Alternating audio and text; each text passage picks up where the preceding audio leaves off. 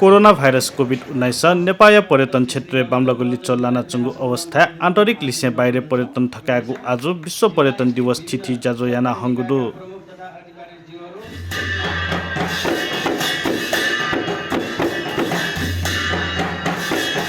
विश्व पर्यटन दिवस से चले यल उद्योग वाणिज्य संघ व यल महानगरपालिका या मंका गोसाले सोमबार सुथे साइकल र्याली पिथंगु खसा शनिले यल लाक्वी छगु औपचारिक जाजोयाना हंगु ख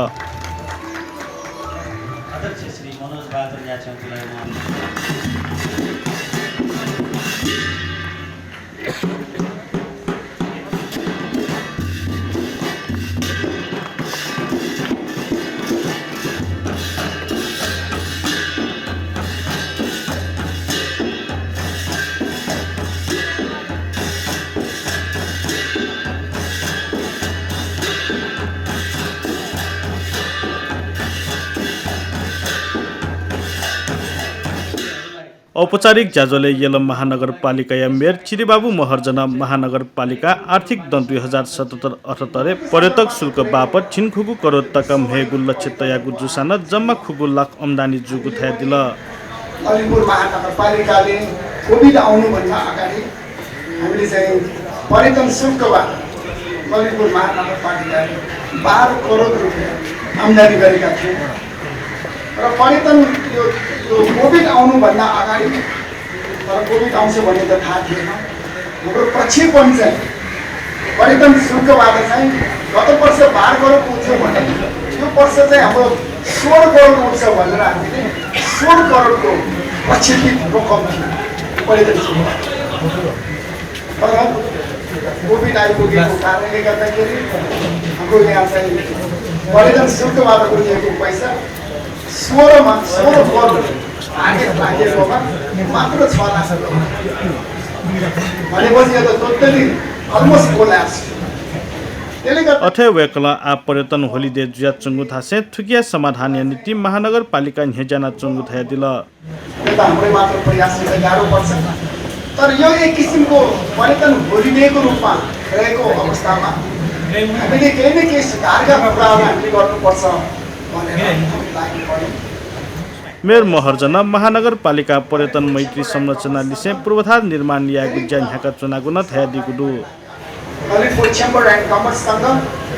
धेरै कुरामा हामीले सहकार्य गरेर हामी अगाडि बढ्यौँ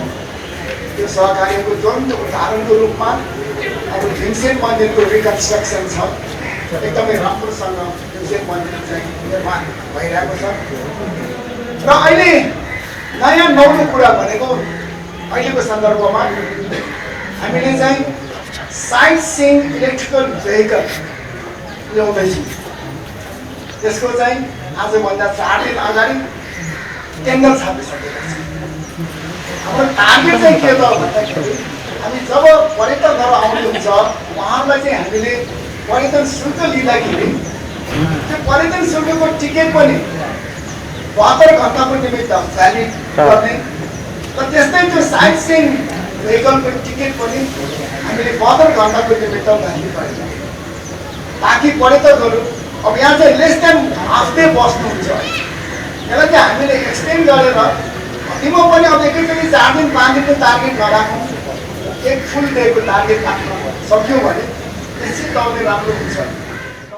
अथे जाजोले यल उद्योग वाणिज्य संघ नाय मनोज बहादुर न्याछन संघ गोसा गोगु जाजो या बारे थपठिका दिलसा संघ मु छान्जे रूपकमान महर्जन यल दे आ बाहिर पर्यटक लिस्लिसे आन्तरिक पर्यटक तेगुन सम्भावना बोलंगु थाय दिल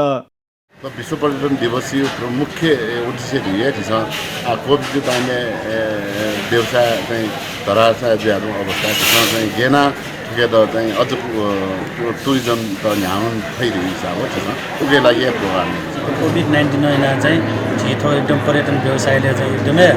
बामलाको चाहिँ असर परेको छ खण्डु उकै लागि चाहिँ आफूको छि निकाय अन्तर्गत ठटमा ठय ठसेस चुना पर्यटन त गेना विकास या खे चाहिँ सफिसिएन्ट जिम्मेवारी गया चाहिँ जाफल एना चाहिँ पका देबु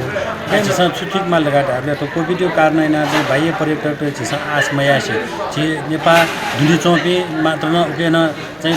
छिछो ललितपुर चाहिँ गु ख छियो हस्तकला नगरी धु को चाहिँ धथिन ढाउरियो ख छौ पर्यटक चाहिँ एकदमै आशा अपेक्षा भोगे आउ चाहिँ छियो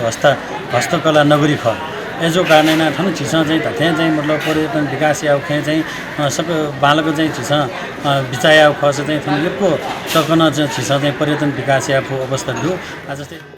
अथे संघीय पर्यटन तथा संस्कृति प्रवर्धन समिति या कजी अपलाल अवाले कोभिड कारण यलया अपल हस्तकला व्यवसाय त धरासाई जुगु थासे इमित थकाको नीति संघीय तिथि योजना देका न्या उनीको ज्याज्या चुंगु थाय दिल नचिने झिसन जन अनुसार पनि मिनपिन झ्याजगे चाहिँ नेपाल सरकार आउँछ निर्णय आउटुकी चाहिँ नेपाल विपिन पर्यटक डेटा चाहिँ निक भ्याक्सिन कार्ड हुँपि पीसीआर टेस्ट जुटिन क्वारेन्टाइन चनवार हेर्दी चाहिँ निर्णय जुटो एकदम ठो भाला सो पछि खटा झिसा चाहिँ आइदा चाहिँ थेपटी चाहिँ झिसा गो अथन पाट्ने उयो प्रवेश जुइबाट चाहिँ न्याउ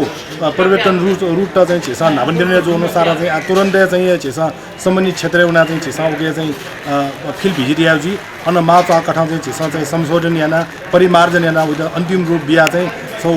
ब्रोसियर पिके चाहिँ उदा प्रचार प्रसार याउजी र थनी हस्तकला दन झिसा विभिन्न हस्तकला महोत्सव पर्यटन महोत्सव याको चाहिँ छिउ चाहिँ उद्देश्य प्रोग्राम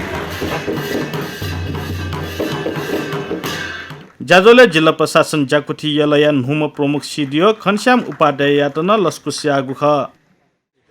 सिडिओ उपाध्याय छि पिता पुर्खा डेका ठकुगु मूर्त अमूर्त सांस्कृतिक कला सम्पदा त भावी पुस्ता तेतन लल्हा मागु फाला छित दुगु धाय दिल